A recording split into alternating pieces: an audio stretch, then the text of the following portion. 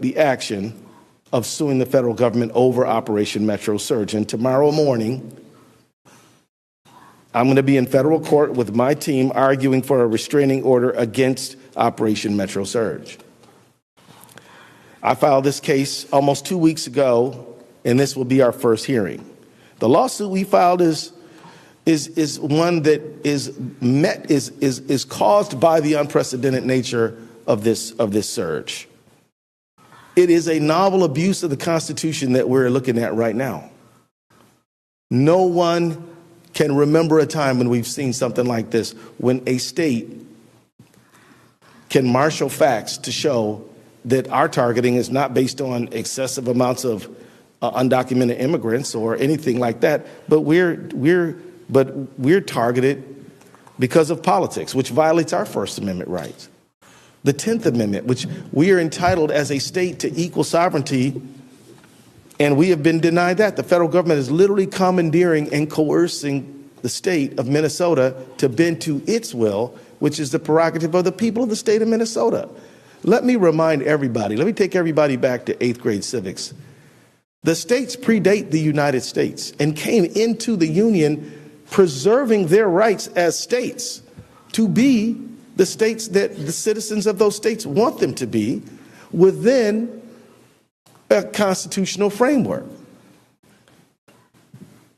It is at the fundamental, it is in the DNA of American history that the federal government cannot trample over the prerogatives of the state. And that is exactly what is happening here, and that is exactly why we're going to court.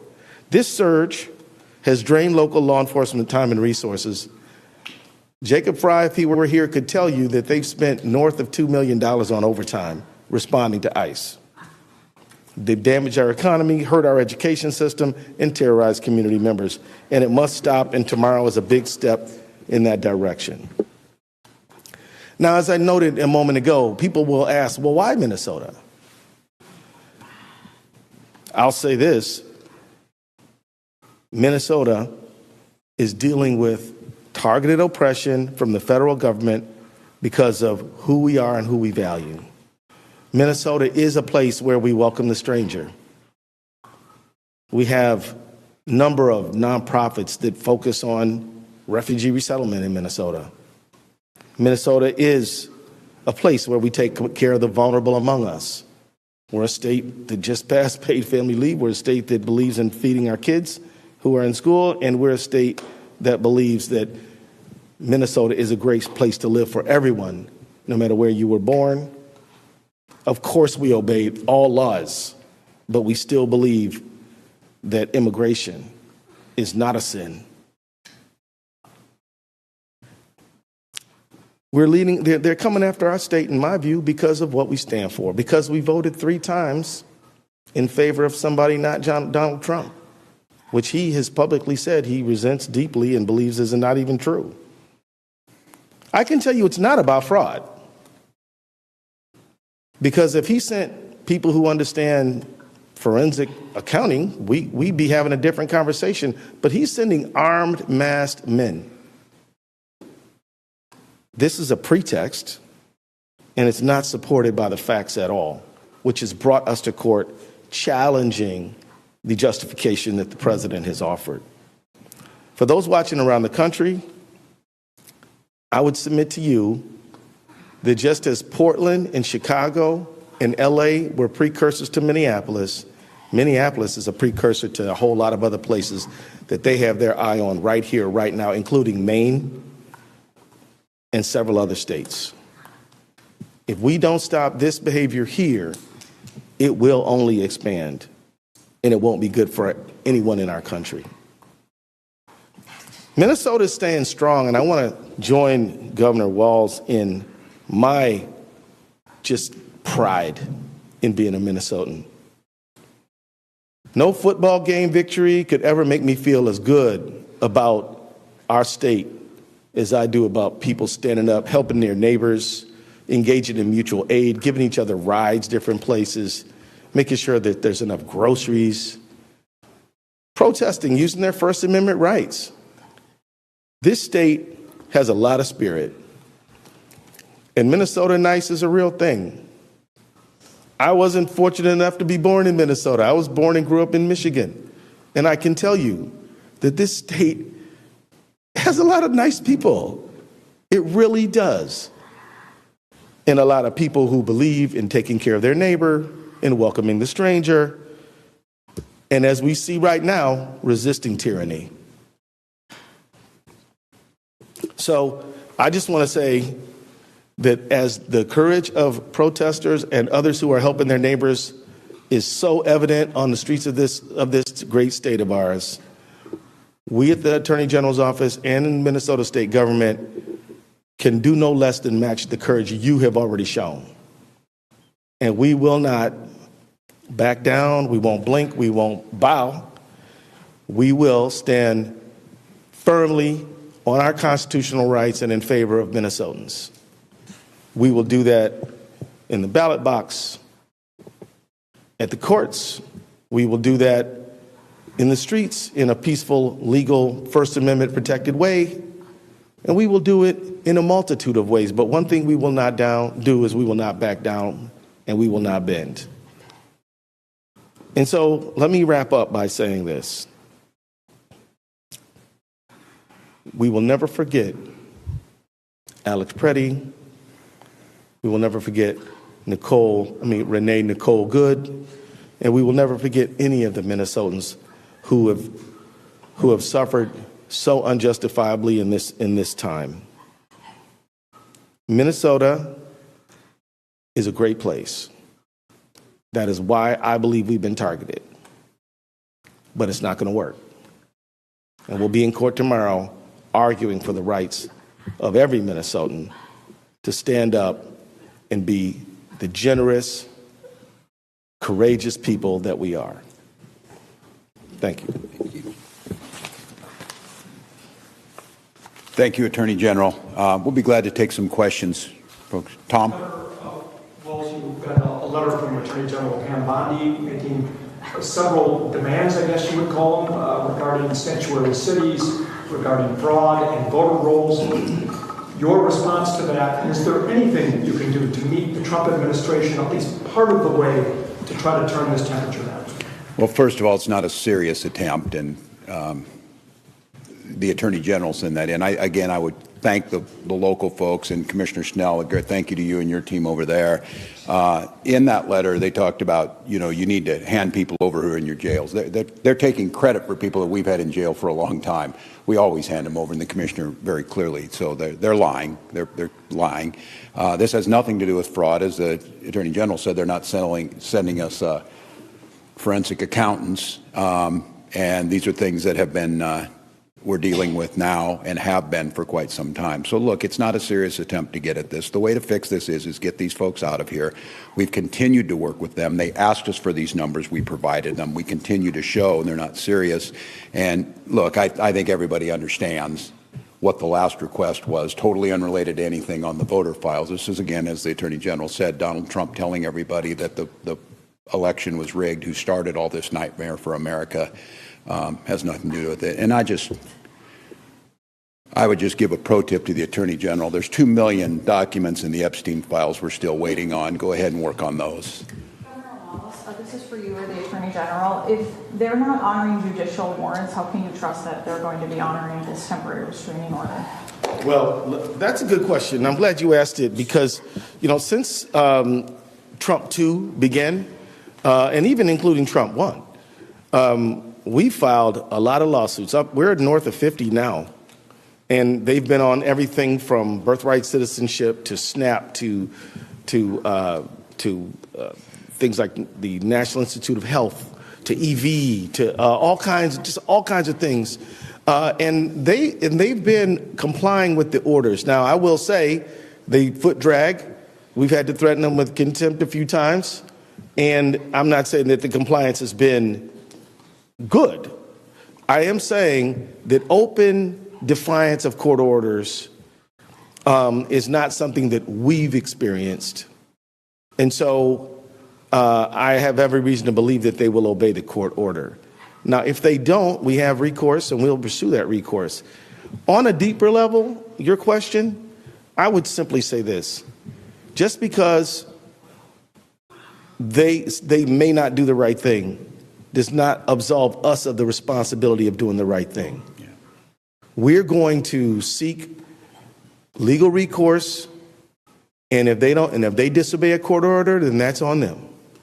But we're going to seek those orders, and we're going to insist that they be followed.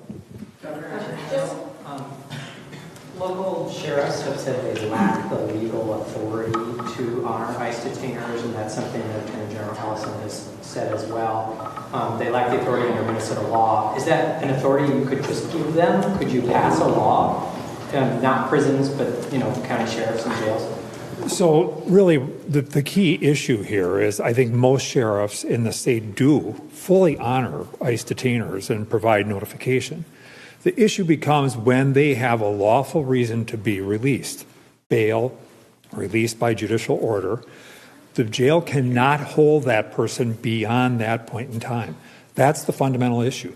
There is not a lack of cooperation. There is just some legal boundaries. We've had some conversations with ICE about this. We think that there may be some things that could be worked out, but I don't think that's the core issue that we're really dealing with here. Can I simply say that it puts Minnesota in a very difficult position, because if such a person were held beyond a period of time when the state court has the authority to hold them, then the state court is exposing itself to liability. So ICE just has to show up and do its job. That's the fundamental question here. And that's the fundamental argument they keep making. We cooperate. We don't do their job. You saw it this week with rural, conservative Cottonwood County. Sheriff had someone, told them this person's time is done. We can't just hold them indefinitely. It's against the law. So we're going to release this guy. Come and get him. They're too busy up here doing what they did yesterday to go pick up someone who actually should be removed from this country. And I don't know how many times they try and confuse the people across this country. It's their job to do immigrations and customs enforcement. It's law enforcement's job to do law enforcement in Minnesota. They are not doing immigration enforcement, saying we should be doing that, while they're apparently now trying to do extrajudicial law enforcement on our streets. So this is a red herring. It's untrue. The Attorney General of the United States put falsehoods into a letter she sends to me that we are doing what's asked of us, but we're not going to do your job for you. We have other things we need to do. Attorney General, how concerned are you, getting back to the evidence in the Freddie Right. case, that you might not get access to his camera footage and that you might not get to the bottom of whether he was carrying an ID or not? I am deeply concerned about the preservation of evidence, which is why we went to court last night. But I have faith in Judge Tonsrud's order that it will be followed, and I can tell you that Minnesota officials are going to do everything we can to get to the truth. And again, as a prosecutor, I am not allowed to say what the final outcome is going to be. We have to get the evidence and find out. But if you're asking me, Tom, if I'm concerned, you better believe I am concerned. But look, they've got the order. Now they're going to defy the court if they don't follow it. As a quick follow, you met with Vice President Vance when he was in town on Thursday, I understand. I did. Can you tell us about what the tenor of that meeting was? His goal was to turn down the temperature. 2 days later, there was the shooting. Well, I guess it didn't work, huh? Yeah. I mean, here's the thing. Governor Walz and I were in Congress together for 12 years before both of us went to go serve in the state government. We're used to talking to these folks. Why not see if there's something that can be arrived at? I can tell you that it was a polite meeting. I can also tell you that I walked out of there thinking that we probably weren't going to get anywhere. Because quite honestly, a few hours late, not even hours, a few minutes later, he just got up there and just articulated the same talking points he made to me in the meeting. I tried to correct him. He didn't want to hear that. And so I'm like, well, welcome to Minnesota. Thank you very much. You both and I, both of us have things to do. So see you later. And I left. It was cordial enough. but it was not fruitful. Look, I just think that, and I'm sure the governor agrees. If you can try to talk to somebody sensibly, we do. But that one didn't get where we had hoped. Let's do one more minute. Oh, yeah. Lauren Gurley here from the Washington Post. Do you know if the federal agents who were directly around Freddie during the time of the shooting are still out on the street in Twin Cities or anywhere else in Minnesota? Any of them? Don't know. Don't know. They don't talk to us. They don't tell us. They don't. With the BCA being denied access to the scene after getting the warrant, is there recourse for them that way, or do you feel that this restraining order that you obtained requiring the federal government to preserve evidence is that recourse? So there are certain legal strategy decisions that I'm not at liberty to just go on about in a meeting like this one. What I can tell you is that both the warrant and the TRO are evidence of our resolve.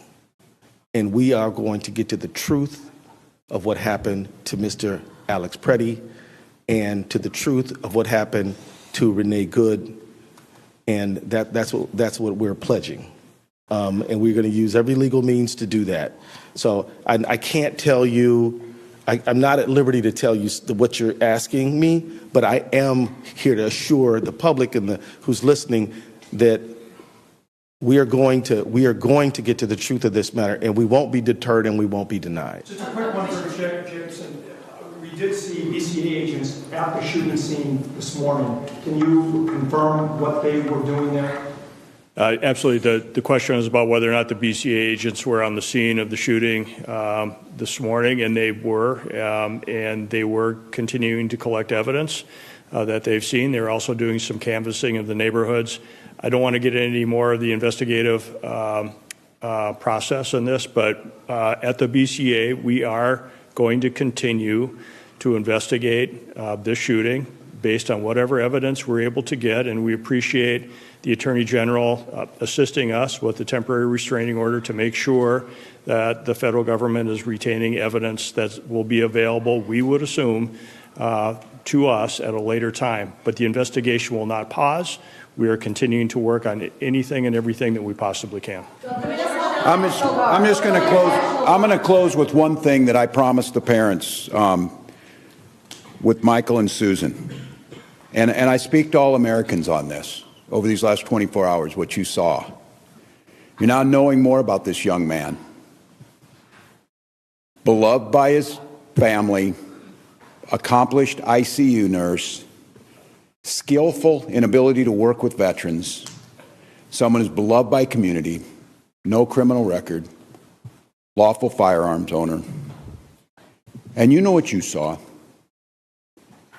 And then you heard the most powerful people in the world, certainly in this country, President, Vice President, Greg Bovino, Kristi Noem, narrate to you what you were looking at, that this was a domestic terrorist, crazed, running at law enforcement with the intent to kill massive numbers of them,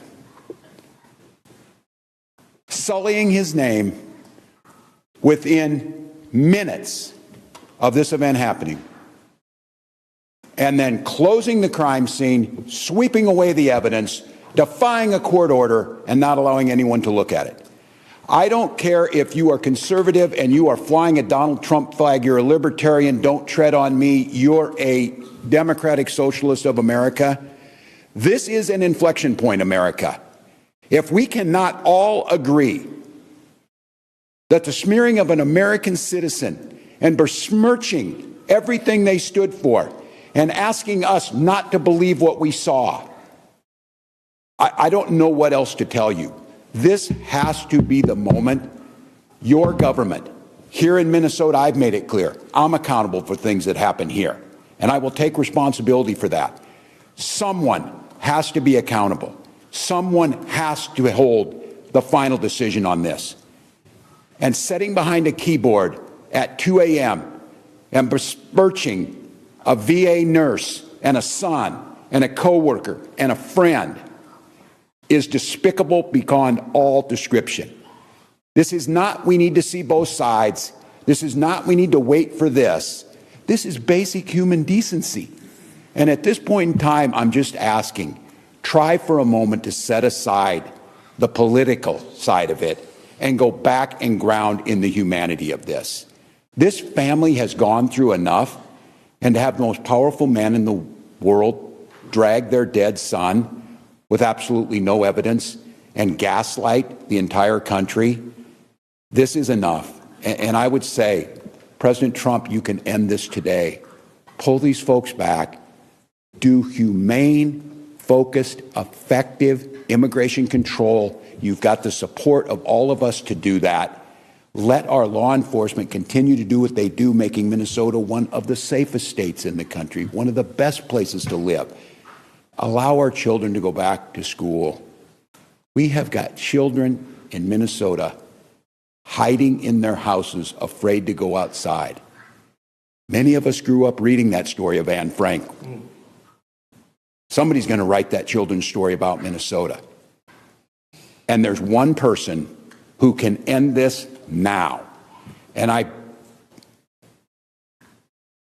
I'll go back to it again. Please show some decency, pull these folks out, reset this situation, and allow us to do the job that the Attorney General, myself, were elected to do, protect the people of Minnesota and carry out the laws of Minnesota.